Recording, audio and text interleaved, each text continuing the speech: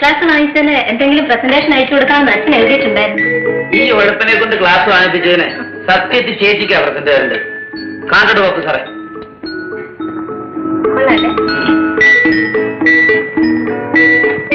Hi, നല്ല മുഴക്കം. കിണ്ണത്തിൽ ഈർക്കിൽ വെച്ച് കൊട്ടുന്ന പോലുണ്ട്.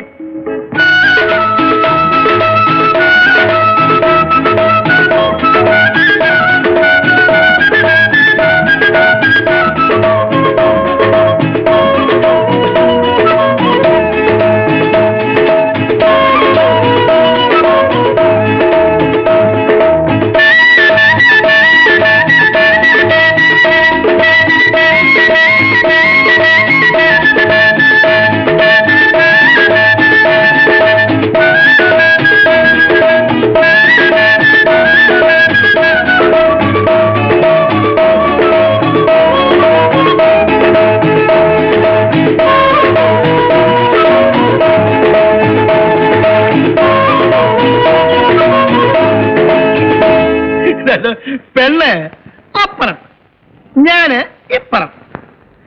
ഞങ്ങള് രണ്ടുപേരുടെ ഇടയില് ദാണ്ടെ ഇതുപോലെ ഒരു സ്ക്രീൻ. എനിക്ക് പെണ്ണിന്റെ കാല് മാത്രം കാണാം. പെണ്ണ് കാണാൻ ചെന്ന ഞാന് അങ്ങ് അയ്യേന്നായിപ്പ്. പെണ്ണിന്റെ അമ്മാവനാണെങ്കിൽ ഉഗ്രപ്രതാപശാലി. പെണ്ണിനെ നേരിട്ട് കാണണമെന്നോട്ടോ അങ്ങനെ പറയാനൊപ്പോ? പെണ്ണിന്റെ ഒരവയവം കാണിച്ചു തരാം അമ്മാവൻ. അതിൽ നിന്നും പെണ്ണിന്റെ സൗന്ദര്യം നമ്മൾ മനസ്സിലാക്കിക്കൊള്ളണം. അത്രേ. പെണ്ണിന്റെ അവയവം കാണണം അമ്മാവന്റെ ഒരു ചോദ്യം. ഞാനിങ്ങനെ ആലോചിച്ചു. പെണ്ണിന്റെ കാല് മാത്രം കണ്ടാൽ മതി. ഞാൻ അങ്ങോട്ട് മറുപടി പറഞ്ഞു. കാരണം ശ്രീരാമേന്ദ്രൻ സീതയെ കാണാൻ ചെന്നപ്പോൾ ദശരഥൻ ഇതുപോലൊരു ചോദ്യം ചോദിച്ചു. അന്ന് ശ്രീരാമേന്ദ്രൻ പറഞ്ഞ മറുപടി രാമായണത്തിലുണ്ട്. നിൽ ശരീരം താങ്ങി നിൽക്കും രണ്ടു കാലുകൾ കണ്ടാൽ പോരും, അങ്ങനെ മൗലേ നിന്റെ സൗന്ദര്യം ഞാൻ ഗ്രഹിച്ചിടാം. അത് ഞാൻ പെണ്ണ് കാണാൻ പോയ അന്തക്കാലം. ഇന്നത്തെ അത് പോലും പറഞ്ഞാൽ നിങ്ങൾ സമ്മതിക്കത്തില്ല. രതിയെ വേണമെങ്കിൽ ഇപ്പൊ വിളിച്ച് കാണിച്ചു തരാം. അയ്യോ, ഇത് രതിയല്ല കേട്ടോ. അല്ല, ആമ്പിള്ളയുടെയും പെമ്പിള്ളയുടെയും വേഷം കണ്ട അവര് തിരിച്ചറിയാനോ ഒക്കത്തില്ല. ഇവനെ ഞങ്ങളുടെ അടുത്ത വീട്ടിലുള്ള പയ്യൻ മാമോനെ. ഇനിയിപ്പം ഇവളെ പെണ്ണ് കാണാൻ വന്നപ്പം ഇവളെ പെറ്റ് കിടക്കുക.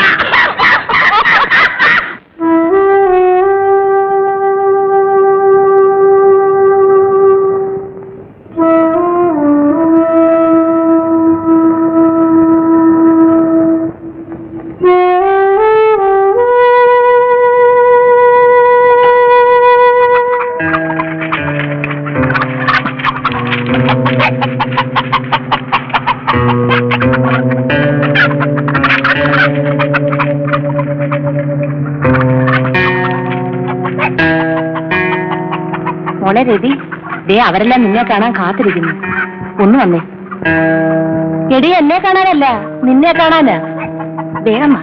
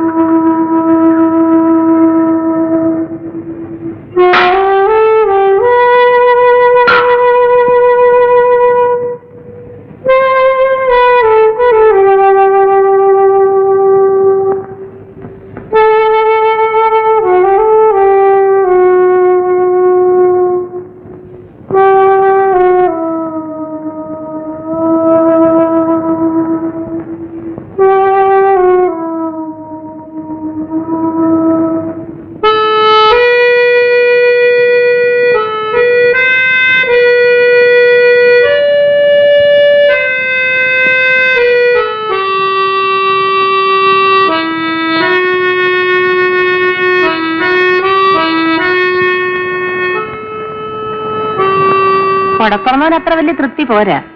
നേര് പറയാമല്ലോ, എനിക്ക് ആ കൊച്ചനെ ഇഷ്ടമായി. ഒരുമാതിരി കഴിഞ്ഞുകൂടാനുള്ള ചുറ്റുപാടും വരുമാനം ഒക്കെ ഇല്ലേ? അതുണ്ട്.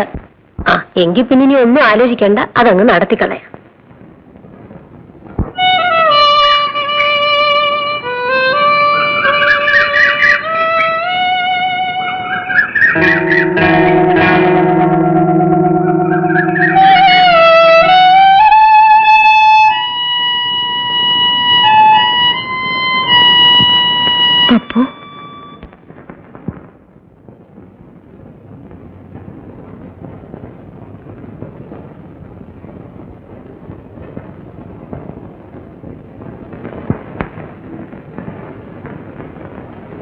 അവര് കാണാമെന്നതിന് എന്നോടാണോ പിണങ്ങുന്നത്?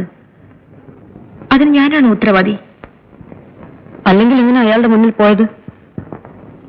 പോയെന്ന് വെച്ച് ഇനിയിപ്പൊ കല്യാണം, അത് കഴിയുമ്പോഴും ചോദിക്കാമല്ലോ ഞാനാണ് ഉത്തരവാദി എന്ന്.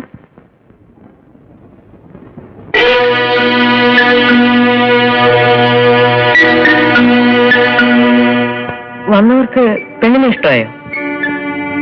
ആയിക്കാണും. നിങ്ങൾക്കാരെ ഇഷ്ടമായോ? ആരെ? ആ ആളിനെ.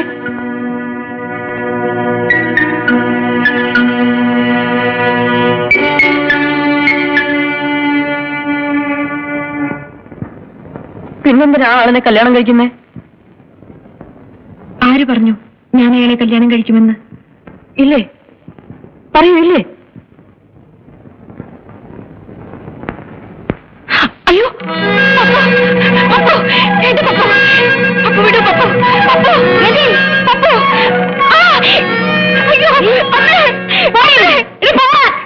എടി, ഇനി നീ വന്നിട്ടുണ്ടെങ്കിൽ നിന്റെ കഴുത്തി അറിഞ്ഞോളെ പോകാനല്ലേ പറഞ്ഞത്? എന്താ ചേച്ചി, എന്താ ഇത്? മോനോട് ചോദിക്ക്. എന്താടാ എടാ, എന്താന്ന്? ഒരു കാര്യം ഞാൻ പറഞ്ഞേക്കാം, എന്റെ മോളെ ഞാൻ നിലയ്ക്ക് നിർത്തിക്കോളാം. നിങ്ങളുടെ മോനെ ഇനി അങ്ങോട്ടെങ്ങാനും കണ്ടിട്ടുണ്ടെങ്കിൽ ഇപ്പൊ ഞാൻ ഇത്രേ പറയുന്നുള്ളൂ. നീ ഒന്ന് ഒച്ച വെച്ചാൽ നാരായണി, നാട്ടുകാരറിഞ്ഞാൽ നിന്റെ മോക്ക് തന്നെയാ ദൂഷ്യം. കണ്ടോ, എന്റെ മോക്ക് തന്നെയാണ് ദൂഷ്യം. അവള് നിങ്ങളുടെ ആരും അല്ലല്ലോ. എന്റെ ആരുമല്ലെന്ന് ഞാൻ പറഞ്ഞു. വേലും കഴിവില്ലാത്ത വർത്താനം പറയാൻ നാരായണി. എന്റെ മനസ്സിന്റെ വേദന ഉടപ്പുറന്നവന് മനസ്സിലാകത്തില്ല. കാര്യങ്ങൾ അന്വേഷിക്കാൻ അവക്ക് ഉടപ്പുറന്നവനല്ലാതെ വേറെ ആരാ ഉള്ളത്? ഉടപ്പുറന്നവനൊന്ന് ഉത്സാഹിച്ചെങ്കിലേ അവളെ ആരുടെയെങ്കിലും കൂടെ പറഞ്ഞയക്കാൻ പറ്റും. എന്റെ ഉത്സാഹക്കുറവ് ഉണ്ടാകുന്ന ആര് പറഞ്ഞു?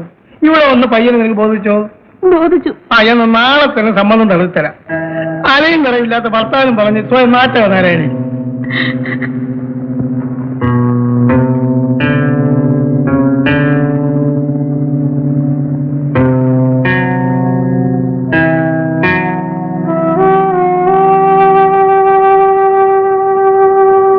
എങ്ങോട്ടാണ് ഒരുങ്ങിച്ചമ്മഞ്ഞ്? വെറുതെ പുറത്തേക്ക്. ഇപ്പൊ പുറത്തേക്ക് അകത്തേക്കൊന്നും പോകണ്ട, പോയപ്പോഴൊക്കെ മതി. ഇനി പുറത്തേക്കെങ്ങാനും ഇറങ്ങിയിട്ടുണ്ടെങ്കിൽ നിന്റെ മുട്ടി ഞാൻ തല്ലി പിടിക്കും. ബാക്കിയുള്ളവരുടെ നാണം മാനം കെടുത്താനുണ്ടായ സന്താനം. ചേച്ചി എന്തിനാ അവനെ വഴക്ക് പറയുന്നത്? ചേച്ചിയുടെ എത്ര പ്രാവശ്യം പറഞ്ഞിട്ടുണ്ട് അവനെ ഇങ്ങനെ ധ്യാനിക്കരുതെന്ന്. ഇപ്പൊ അനുഭവിച്ചോ? പുറത്തേക്ക് ഇറങ്ങാൻ നടക്കുന്നു.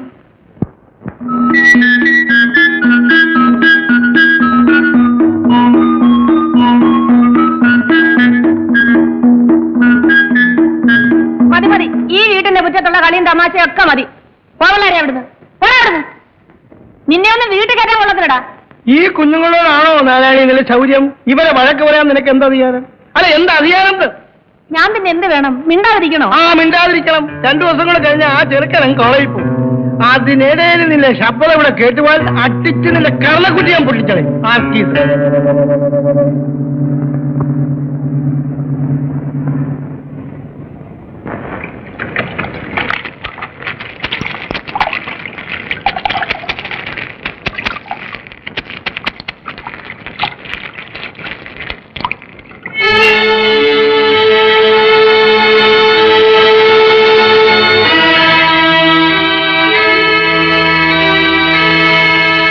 നീ അതെല്ലാം നനച്ചു പിടിഞ്ഞു പോരെ.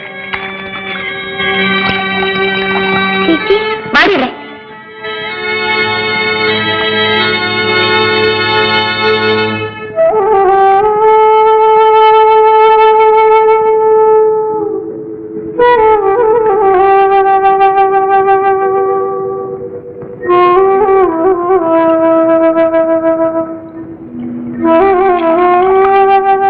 കുഞ്ഞിന്റെ അമ്മ തന്നെ ഈ പുകലൊക്കെ ഉണ്ടാക്കി വെക്കുന്നത്.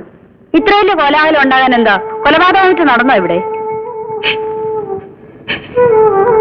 തെറ്റെന്റെ ഗോമോ, ഞാൻ കുറെ കൂടി കരുതണമായിരുന്നു.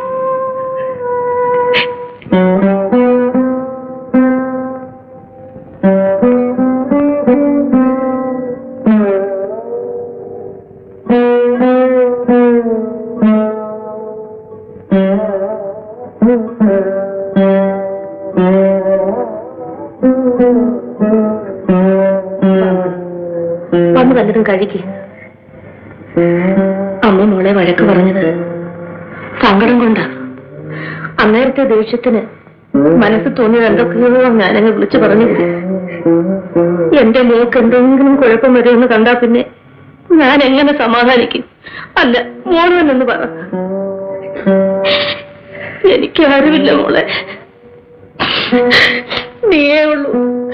നിന്നെ ഒരു നല്ല കരയെടുപ്പിച്ചതിന് ശേഷമേ ഈ അമ്മയുടെ ജീവിതത്തിൽ സമാധാനം ഉണ്ടാകത്തുള്ളൂ. നീ എന്താ ആലോചിക്കാത്തത്?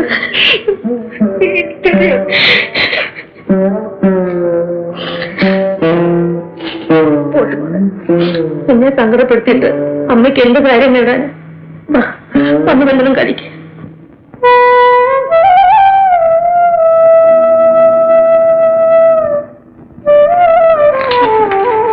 എന്ത് പറയുന്നു പത്ത് സാർ? എന്താ എപ്പോഴും ഇങ്ങനെ അടച്ചുകൂടിയിരിക്കുന്നേ? അങ്ങനെ ഇരുന്നാ മതി, അധികം പുറത്തോട്ടൊന്നും ഇറങ്ങണ്ട.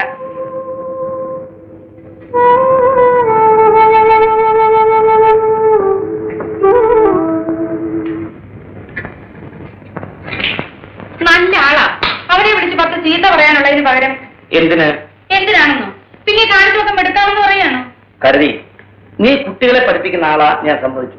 പക്ഷേ കുട്ടികളുടെ മനസ്സിനെ കുറിച്ച് നിനക്കൊരു ചുക്കും അറിയില്ല. ഓ പിന്നെ അറിയാവുന്ന ഒരാളാണ്. എനിക്കറിയാം, ഞാനും ഈ പ്രായം കടന്നു വന്നവനാ. ഈ പ്രായത്തിൽ പലതും സംഭവിക്കും, അതൊക്കെ അറിഞ്ഞിരിക്കേണ്ടത് നിങ്ങളാ. ഞങ്ങൾ എന്ത് ചെയ്യണമെന്ന്? നിങ്ങൾ പലതും ചെയ്യാറുണ്ട്. കൗമാരം കണ്ണില്ലാത്ത പ്രായമാണ്. ഈ പ്രായത്തിൽ അവരുടെ കൂട്ടുകാരാരൊക്കെയാണ്, അവരെന്തൊക്കെ ചെയ്യുന്നു, എന്തൊക്കെ അറിയുന്നു, ഇതൊക്കെ അറിഞ്ഞിരിക്കേണ്ടത് വീട്ടിലെ മുതിർന്നവരാ. അല്ലാതെ എന്തെങ്കിലും തെറ്റുകുറ്റം കണ്ടാൽ ഉടനെ അവരെ ശിക്ഷിക്കുകയും ശാസിക്കുകയല്ല വേണ്ടത്. തെറ്റ് മനസ്സിലാക്കുക, അത് തിരിച്ചു കൊടുക്കാൻ ശ്രമിക്കണം. തെറ്റ് ആവർത്തിക്കാതിരിക്കാൻ പറഞ്ഞവരെ പഠിപ്പിക്കണം.